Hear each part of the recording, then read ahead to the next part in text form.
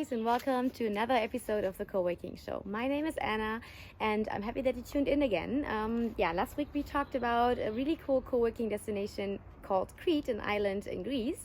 And I thought, let's stick to all the islands and let's just move to another country. And so today I want to present you the beautiful island of Sardinia, and belongs to Italy. And I haven't been there yet, to be honest, but after I've done already quite some hours of research today, I think now I can definitely talk a bit more about it and introduce you to another really cool spot and where you can go co-working in Europe. In general, I have to say Sardinia is absolutely incredible, beautiful. I would have never expected it to be that diverse. You can basically do anything there. If you love surfing, perfect surfing spots, diving, hiking, climbing, chilling at the beach, road tripping, shopping, city tripping, whatever you want to do, Sardinia, you will definitely have something for you. So that's the really, really cool thing about it. First of all, I think maybe the most important for the ones of you that are definitely thinking about going co-working on Sardinia is to just check where to live. Of course, Calgary is the capital of Sardinia, located really in the south of the island. And this is obviously where most of the other digital nomads live. So if you want to be really involved in the community of digital nomads, definitely just make sure to stay in Calgary, maybe a bit outside of the city, but that's definitely where the most of the meetups are happening and the most of the community events. Although there are also other cities on the island where you can find your perfect co-working hub, basically. So for example, one city called Albergo, it's located on the west coast, also called the small Barcelona, because of its Cologne. It has a lot of things that remind of Barcelona on the Catalan history, and super beautiful. And also there you have quite some co-working spaces and a few people that are working remotely there. But to be honest, in general, I would say it doesn't matter where on Sardinia you go, you will find a beautiful little town where you can just rent a really nice villa or apartment with your co-workers and have a good time, and then just rent a car and explore the island after work on the weekends. Maybe join some meetups in Calgary if you have time, and just have a really, really good time. So in general, the internet connection, maybe that's also something super important for you guys. The internet connection on Sardinia is really, really good. Although what I always need or want to have as a backup, wherever I go, I don't trust the Wi-Fi. So what I do is I get like a local SIM card, and in Italy you do have quite some providers. So for example, Vodafone has a really good data-only SIM card where you pay for 50 gigabytes, you pay $30, which is I think a really good deal, valid for 30 days. But also Orange and all the other phone companies do have some good offers for those SIM cards. And this is it about the main thing, where to live and how to make sure that you have a good connection. And now we're coming to the fun part about it. First of them is definitely food. So I don't have to tell you that food in Italy is definitely something that is always amazing. I'm sure that we have a lot of pasta and pizza lovers among the listeners. Sardinia, of course, has more to offer than just pasta and pizza. There are a few local dishes that are super famous, that Sardinia is super famous for. One of them is only for the meat lovers, but it's called su porcero. That's basically a roast snuggling pig, and this is super traditional that usually the families always eat when they have like big family events or something. And there are also special restaurants where you can actually order such a whole pig for a bigger group of people. So that's, I think, something really unique to experience when you are on Sardinia. Just make sure that you find enough people that you can share this pig with, otherwise it's going to be a bit too much of food. But you know which platform to use when you're finding for the perfect travel buddies to do so. Just check that out and make sure that you have a really cool experience eating such a thick pig. And then another thing that is is famous on Sardinia is a really famous bread. It's called pane carasado, which is basically meaning toasted. So it's toasted bread when you translate it, and the bread is super thin and super also dry, and it's also called carta da musica, which basically means, if you translate it, like sheet of music, like a paper where you have like notes on, just because it's so thin that you can basically look through it. So usually it's served in little pieces when you order, when you go to restaurants with some olive and whatever, just as a snack. Just as a snack, like an appetizer. And another thing that is quite cool is something called seadas. That's something for the people among you that love pasta but also love sweet stuff. It's basically a sweet ravioli filled with cream cheese and then topped with some honey. And that's a really famous dessert. So I think that sounds actually super delicious. So I shouldn't think about it too much, otherwise I get too hungry. But these are just some of the super delicious things that you should try when staying on Sardinia. But of course you can also try amazing fresh fish, because Sardinia is an island, so that you have a lot of ocean around, where you have a lot of fish around. So this is definitely something for the ocean lovers among you.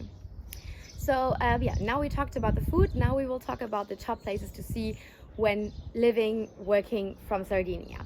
There are literally, I think any spot that I discovered on my little research is absolutely incredible, but I tried to pick the 3 ones that I thought were the most unique. One of the first ones is Iglesias, which is a little town located on the west coast of the island. To be honest, the reason why this village caught my attention, I have to be honest, is because they have this super Instagrammable street that has these super colorful umbrellas hanging from like little lines over the street. And this is why it caught my attention. But then I did some more research and I found out that there are also many other things to explore besides this like hanging thingies, the hanging umbrellas. So around Iglesias, you can find a super beautiful landscape, so perfect for hiking, but also a lot of places for climbers. So that's really beautiful. And then also close to Iglesias, you have a really cool island called Santo Antonio. And there you have a really famous cave, not so famous, but a really cool cave called Grotta Soi Giovanni. So this is where you can basically just have a perfect excursion in a little cave and have a good time on the weekend. So that's perfect for a little day trip. And then besides this, there's also the city called Bosa. That's super famous for its super colorful houses and the river flowing through the city. It's absolutely picturesque town. So was actually rated as one of the most beautiful cities in Europe. I'm curious why I haven't never heard of it, but it looks really beautiful. And so that's also a really cool little town where you have a lot of taverns, a lot of locals living there, obviously, and not so many tourists. So that could also be a great spot for your co-living hub, basically. And close to Bosa, I think it's like 20 minutes up the street direction to Albergo. There's Capo Maraggio. That is a really beautiful street. No, it's actually a beach. You can actually also go with the bus. And a really beautiful beach where you have like a lot of locals, not so many tourists, and that also looked really beautiful. And then the third spot that I thought was kind of like unique is when you go to the east coast. It's close to just basically in the middle of the east coast, and this is there's a little cool spot in the middle of the country, so not on the ocean. It's a canyon called Gola Gorupo, and perfect for hiking. So if you're a hiking lover, that's the place to go. Super unique nature, super diverse, and perfect for like a weekend hike or something.